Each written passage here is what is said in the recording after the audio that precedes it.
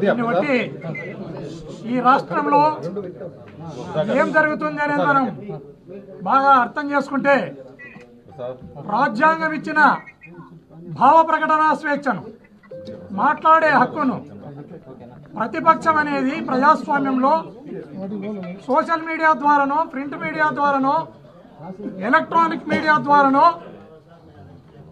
అధికార పక్షం చేస్తున్న తప్పులను, వాళ్ళు చేస్తున్న దుర్మార్గాలను మాట్లాడే హక్కును రాజ్యాంగం ప్రసాదించింది. అలా రాజ్యాంగం ప్రసాదించిన భావ ప్రకటన స్వేచ్ఛను ఈ రాష్ట్రంలో ఉక్కుపాదంతో ఈ కూటమి ప్రభుత్వం అణచివేస్తుంది అన్నదానికి ఈ కేసులే ప్రత్యక్ష ఉదాహరణగా మనం చెప్పుకోవచ్చు.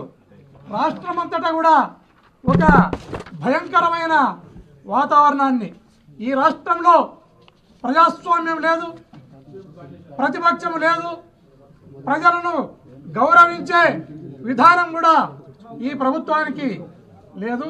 ఖచ్చితంగా ఇలా రాష్ట్రంలో ఇలాంటి తప్పుడు కేసులు, అక్రమ అరెస్టులు చేసుకుంటూ పోతే ఈ రాష్ట్రంలో ఖచ్చితంగా నేను ఈరోజు జోస్యం చెప్తున్నాను, ఈ రాష్ట్రంలో అంతర్యుద్ధం రావడానికి ఎంతో దూరం లేదు. ఖచ్చితంగా ఇది కూటమి ప్రభుత్వం కాదు. చంద్రబాబు నాయుడు, పవన్ కళ్యాణ్ గారు ఇద్దరు కూడా మీరు దీన్ని మైండ్ లో పెట్టుకోవాలి. ఈ రాష్ట్రంలో అతి త్వరలోనే మీరు చేస్తున్న చేష్టలకు, మీరు పెడుతున్న అక్రమ కేసులకు, తప్పుడు అరెస్టులకు మా భావ ప్రకటన స్వేచ్ఛను మేము మీడియా ద్వారా ఏం మాట్లాడినా కేసులు పెట్టుకుంటూ పోతున్నారు. ఇలా పెట్టుకుంటూ పోతే ఖచ్చితంగా ఈ రాష్ట్రంలో అంతర్యుద్ధం రాక తప్పదు. ఇది ఈ కూటమి ప్రభుత్వం గుర్తుపెట్టుకోవాలని ఈ సందర్భంగా తెలియజేస్తున్నాను. నేను కేసు కట్టడం జరిగింది. వీళ్ళు విజయవాడ పోలీసులు కేసు కట్టినట్లు నోటీసును నేను ఇప్పుడే తీసుకున్నాను. ఈ నోటీసు మేరకు 5వ తారీఖున నన్ను ఖచ్చితంగా అక్కడ హాజరుగమ్మని చెప్పడం జరిగింది. నేను కూడా నా లీగల్ అడ్వైజర్లతో, నా అడ్వకేట్లతో మాట్లాడడం జరుగుతుంది. మాట్లాడి నేను ఒక ప్రొసీజర్ ప్రకారమే, నేను ఒక పౌరునిగా నాకుండే రైట్స్ అన్ని క్లెయిమ్ చేసుకుంటూనే నేను ఖచ్చితంగా పోలీసులకు కూడా సహకరిస్తా, కోర్టులకు కూడా సహకరిస్తానని ఈ సందర్భంగా తెలియజేస్తున్నాను.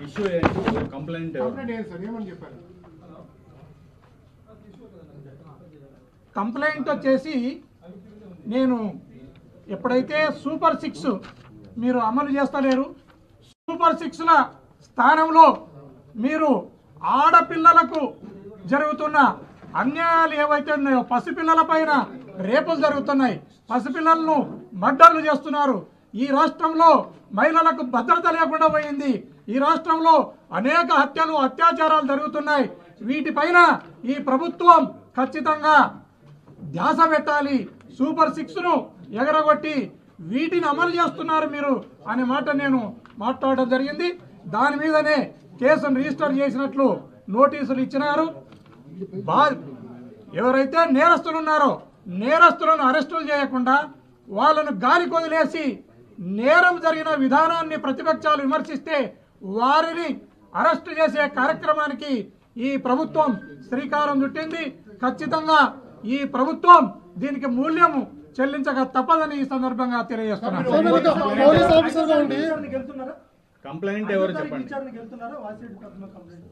5వ తారీఖు నాడు నేను పోవాలనా లేదా అనేది కూడా నిర్ణయం చేసుకుంటే నా షెడ్యూల్లో కూడా చూసుకుంటా.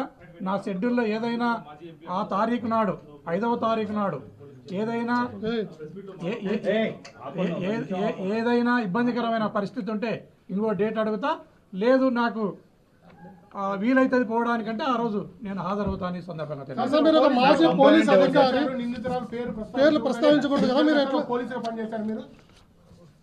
మీరు ఒకటి గమనించాల, ఈ ప్రభుత్వం యొక్క విధానం ఎట్లా ఉందంటే,